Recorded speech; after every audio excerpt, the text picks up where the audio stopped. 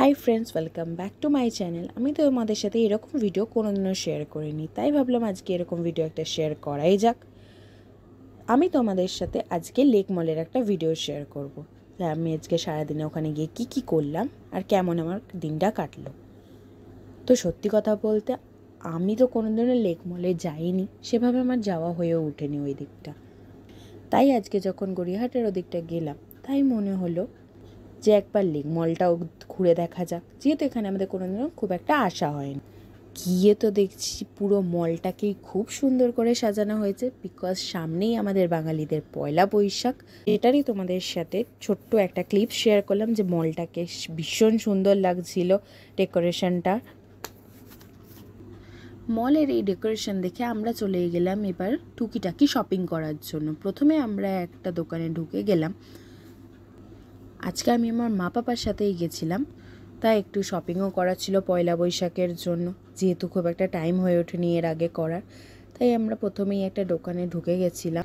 তো সেখানে ঢুকেই প্রথমে টুকিটাকি জিনিস দেখছিলাম, বাট আমার প্রথমেই খুব একটা জিনিস পছন্দ হচ্ছিল না, তাই আমরা অন্য দোকানেও গেলাম।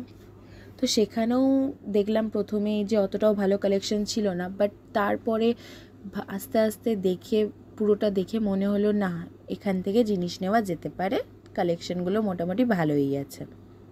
তাই আমরা আমাদের জামা কাপড় কয়েকটা এখান থেকে চুজ করলাম। তারপরেই আমরা চলে গেলাম অন্য একটা কাউন্টারে। সেখানে পাপা মাকে বলছিল আর একটা জামা নিতে, বাট মা তো রাজিই হচ্ছিল না। যাই হোক, আমাদের শপিং শেষ করে আমরা তারপরে চলে গেলাম ফুড কাউন্টারে, বিকজ আমাদের একটু খিদে পেয়ে গেছিলো, তাই ভাবলাম একটু খেয়েই বেরোনো যাক। তারপরে আমরা চলে গেছিলাম একটা দোকানে।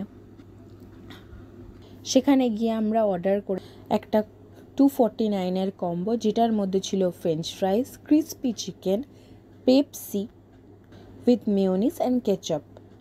তো খাবারটা আমাদের ওকে লেগেছে, মোটামুটি ভালোই লেগেছিলো। তারপরেই আমরা খাওয়া দাওয়া শেষ করে সেখান থেকে বেরোলাম।